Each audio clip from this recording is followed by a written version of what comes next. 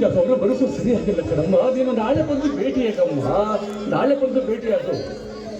ಇಲ್ಲ ಯಜಮಾನ್, ನಾನು ಏನಾದ್ರು ಅವ್ರನ್ನ ಕಾಣಾದ್ರೂ ಹೋದ್ರೆ ನಾನು ಈ ನನ್ನ ತಂದೆ ಮನೆಗೆ ಸಿದ್ಧತೆ ಮಾಡಬೇಕಾಗುತ್ತೆ. ಎಂತ ಕಟ ಮಾರಿಯಮ್ಮ ನೀನು, ಎಂತ ಕಟ ಮಾರಿಯಮ್ಮ.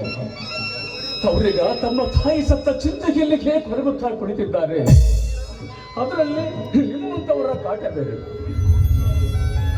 ಓ ಹೌದಾ, ದಯವಿಟ್ಟು ನಾನು ಕ್ಷಮಿಸಿಬಿಡಿ. ಈ ವಿಚಾರ ನನಗೆ ಗೊತ್ತಿರಲಿಲ್ಲ.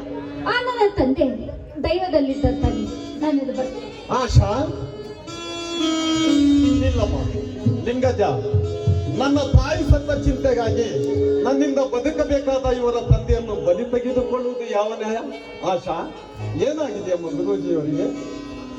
ನೋಡಿ ಯಜಮಾನ್, ಅಸ್ತಮ ರೋಗದಿಂದ ಬಳಲುತ್ತಿದ್ದ ತಂದೆಯವರಿಗೆ ನೆನೆ ರಾತ್ರಿಯಿಂದ ಜಾಸ್ತಿ ಆಗಿದೆ. ಅವ್ರಿಗೆ ಆಸ್ಪತ್ರೆಗೆ ಅಡ್ಮಿಟ್ ಮಾಡಿದ್ದೀನಿ. ಹಣದ ಉಪಚಾರಕ್ಕಾಗಿ ಹಣ ಬೇಕಾಗಿತ್ತು. ತಂದೆಯವರು ನನ್ನ ಹತ್ರ ಹೇಳಿ ಕಳಿಸಿದ್ರು. ಲಿಂಗಜ್ಜ, ಹಾಲು ಕೊಡು. ಛೇ ಛೇ, ಎಂತ ಮಾತು ಸಾರ್, ಎಂತ ಮಾತು. ಈ ದಯಾನಂದ ಬದುಕಿರುವವರೆಗೂ ನೀವು ನಿರ್ಭಾಗ್ಯರಲ್ಲ. ಆಶಾ,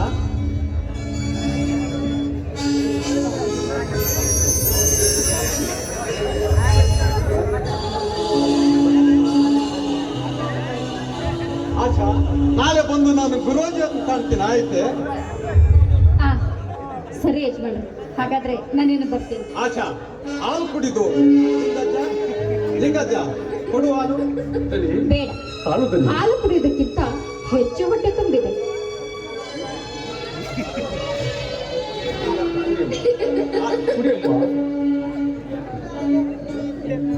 ಕುಡಿಲಾರ್ದೆ ಅದ್ ಹೇಗೆ ಹೊಟ್ಟೆ ತುಂಬುತ್ತೆ? ಕುಡಿಯಲಾರ್ದೆ ಅದು ಏಕಮ್ಮ ಹೊಟ್ಟೆ ತುಂಬುತ್ತೆ. ಕುಡಿಯಮ್ಮ, ಕುಡಿ. ಆಶಾ, ಹಾಲು ಎಂದರೆ ಅಮೃತವೆಂದು ಹಿರಿಯರಲಿಲ್ಲವೇ? ಅದನ್ನು ತಿರಸ್ಕರಿಸಬಾರದು. ಲಿಂಗಜ್ಜ, ಕೊಡು ಹಾಲು. ನೀವು? ನಾನು ಕುಡಿಯುತ್ತೇನೆ.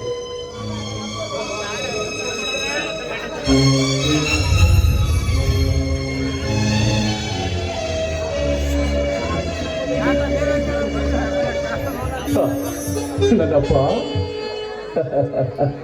ಹಾಲು ಕುಡಿದ್ಯಾ ನನ್ನಪ್ಪ? ಸಂತೋಷವಾಯ್ತಪ್ಪ, ಇವತ್ತು ಸಂತೋಷವಾಯ್ತು. ನೀವು ಮುದುಕನ ಜನ್ಮಕ್ಕೆ ಕುಡ್ದ್ಯಲ್ಲಪ್ಪ, ಖುಷಿ ಆಯ್ತಪ್ಪ ನನಗೆ.